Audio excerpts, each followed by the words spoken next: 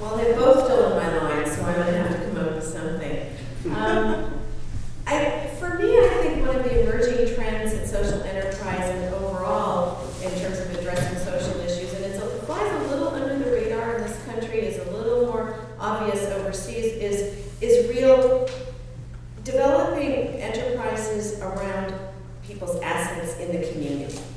And understanding that folks who are disadvantaged, folks who are at risk, nonetheless have enormous assets, skills, the ability to simply survive when they face every conceivable barrier, and you all know better than I, because you work out there. But using asset mapping, asset development strategies to work with people in the community around the issues that are important to them. We were just talking about this at the table. And then building from that and assuming that those folks do have the ability and the capacity and the interest in creating their own enterprises. So for me, that's really important. And you ask me, do I want to build Fair Start? No, I want to build something that's cooperatively owned, and that's really the direction I'm in, and I think it's really important for everybody in the social enterprise space to begin thinking that way.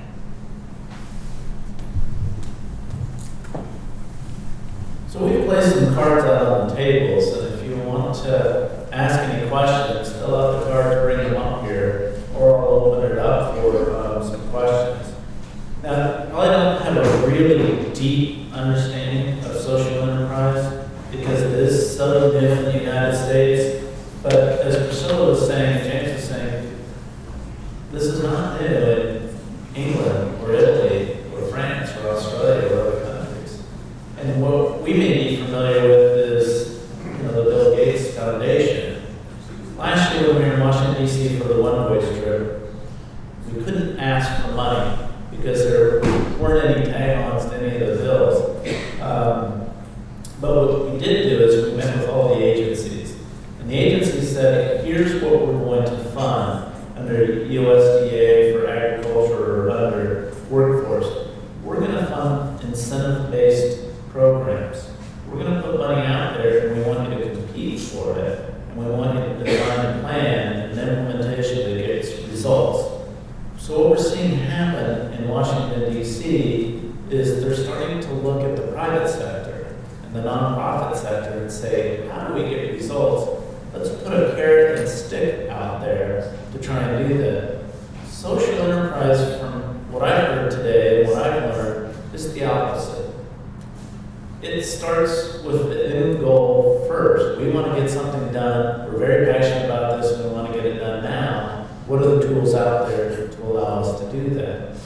And the for-profit, not looking at a large board of directors and a very cumbersome system is one way to do it, just as self-sufficiency. And so as a nonprofit, but you still have these kind of boards and cumbersome structures. So social enterprise is maybe lighter, more agile, more intent in what's going to get accomplished. And I'm really curious to learn from James how he kind of made the whole transition and now is going national with kind of this passion on social enterprise. You're going to steal my case study. You can do something other than the case study. I think, to Dave's point, going to DC and looking at the state of, Michigan's economy, the economy here, the conversations in DC, all of the work has been stripped out of most of the bills, and they're, looking at ways to cut. So again, we couldn't wait and for other people to change the environment we're operating in. So we basically said, if we're going to do this, we have to do it ourselves.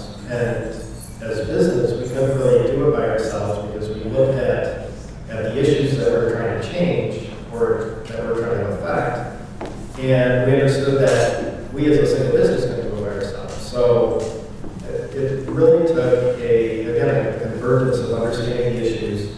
It took, getting the right people around the table because we as a business may have a need that the solution isn't based on the for-profit growth, but it may be a partnership between for-profit and government, or for-profit and nonprofit. So I think, that was really the impetus to how we started to affect change. And I think sustainability is the other piece. You cannot sustain, or it's becoming harder and harder to sustain a program based on philanthropy alone or government funding alone. So we saw that if we wanted to be sustainable, we had to generate value to the stakeholders, particularly the employers and the partners. But we also had to look at how it's funded. If it's value-based and we're returning value on that investment, then the investors are going to keep it. And so I think that's where we set aside some of the traditional funding schemes and really looked at how do you maintain this over the long term.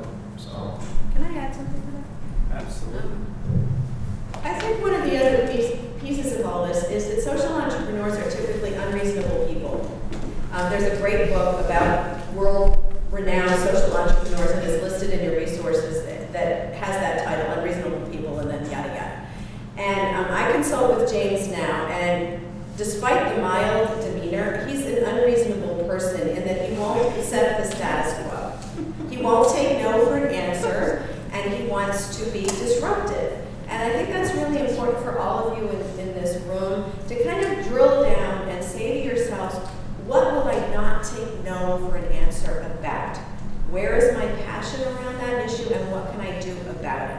And for me, that's really, everybody teases me about being feisty and, and all that, but that's about what a social entrepreneur is. And I apologize if I embarrassed you. but I think it also gets to another point.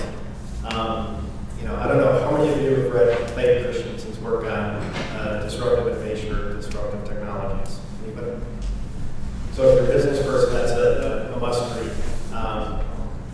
What we're doing, what Christensen talks about is, to transform or to create an emerging market, you have to introduce a disruption. The way that Apple introduced the iPhone with no buttons except for one, and then the touch screen revolutionized the way that we look at telecommunications and the availability of access to resources and things through a tool that 10 years ago didn't exist. And I think it's looking and understanding that large systems sometimes don't have the best process to do that, and that they're not going to cannibalize their existing market. And so oftentimes to create a disruptive innovation in the social sector as well, it's not within a single entity or a single system, like a workforce system or a human service system.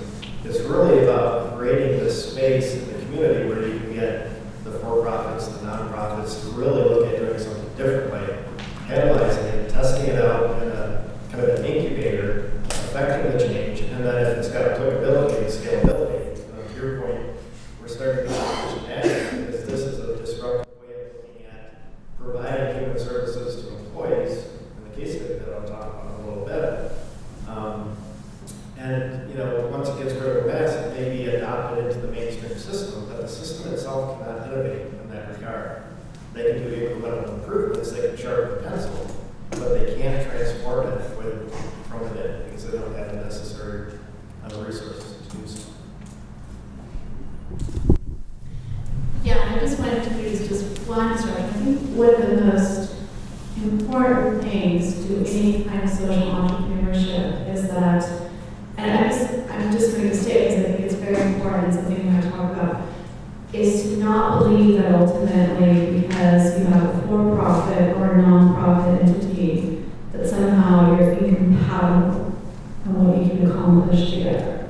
And I think that's really, really critical, that there's a lot of things that sometimes coming from the nonprofit world, as I do that, you have certain things, well, the for-profit world is all about sort of maximizing value at any cost at all possible. And there are some incredible business models out there which really focus on looking at how you build value around that, and they're very good in terms of for-profit organizations in setting financial structures that make sure that that accountability is met, and that they're very good in terms of those metrics. And if you think about it, even on a daily basis, a for-profit business knows how effective they are in reaching their customers because that really affects their bottom line. That's not necessarily a bad thing. That can be a really good on a daily basis. We're getting feedback from our customers, the individuals that we serve, and find out how we were doing.